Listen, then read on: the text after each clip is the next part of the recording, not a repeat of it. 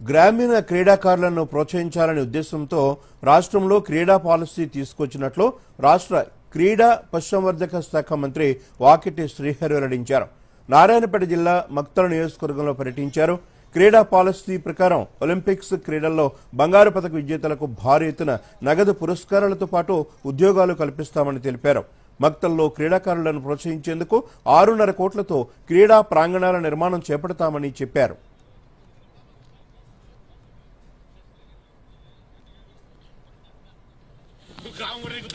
గ్రామీణ ప్రాంతంలో ఉండే స్కూల్స్ కించి పికప్ చేసి సీఎం కప్ అని పేరు పెట్టి గ్రామ స్థాయి నుంచి మండల స్థాయికి, మండల స్థాయి నుంచి కాన్స్టిట్యున్సీకి జిల్లాకు క్రీడాకారులని వెతికి తీసి జిల్లా స్థాయి నుంచి రాష్ట్రానికి, రాష్ట్రం కించి ఆయన పర్ఫార్మెన్స్ బట్టి ఎంతవరకు వెళ్ళగలుగుతారో అంతవరకు వెళ్లే విధంగా క్రీడా పాలసీ ఒకటి తీసుకొచ్చి ఒలింపిక్స్ లో గోల్డ్ మెడల్ గల మనం సాధిస్తే ఆ గోల్డ్ మెడల్ సంబంధించి ఒక ప్రోత్సాహకరంగా కొన్ని కోట్ల రూపాయలు ఇవ్వడం ఒకటే కాకుండా జాబ్ కూడా ఇవ్వాలనే ఆలోచన.